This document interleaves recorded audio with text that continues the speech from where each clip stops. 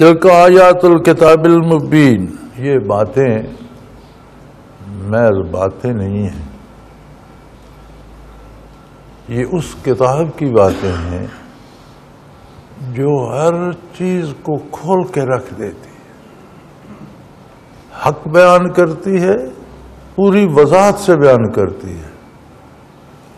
دو باتیں ہوتی ہیں، بعض لوگ بات سچی کرتے ہیں، بات حق ہوتی ہے، لیکن اسے چھوٹا مختصر کر کے ایسا بیان کیا جاتا ہے کہ سننے والا کوئی ناراض نہ ہو۔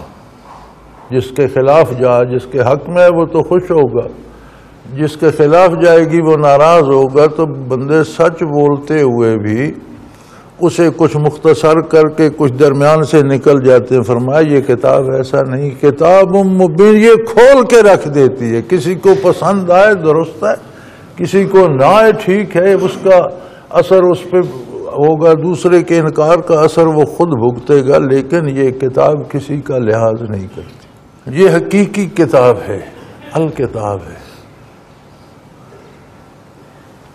جب اس کے ساتھ الف لام لگا کر اسے معرفہ کیا گیا تو اس کا مطلب ہے الکتاب کا معنی یہ ہے کہ اس کے ساتھ کی کائنات میں کوئی دوسری کتاب، پھر دنیا کی کوئی دوسری ایسی کتاب نہیں کہ جو اپنے نزول سے لے کر قیامت تک کے انسانی مسائل کا حل بیان کرے۔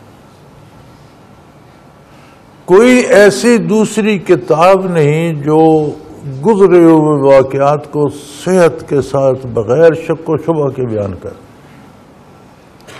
کوئی ایسی کتاب نہیں جو پورے انسانی معاشرے کا رہن سہن، کاروبار، تجارت، حکومت، رعیت، بادشاہ، ہر ایک کے فرائض بیان کر دے۔ عدلیہ کیسے ہوگی، تعلیم و تعلم کیسے ہوگا، خزانے کی وزارت کیسے چلے گی، کس کا کس پر کتنا حق ہے، کہاں زیادتی ہو جائے گی، پھر انصاف کیا ہے، اس کو کس طرح لوگوں تک پہنچ۔ کوئی زندگی کا شعبہ نہیں ہے جسے اس نے کھول کے بیان نہ کر دیا۔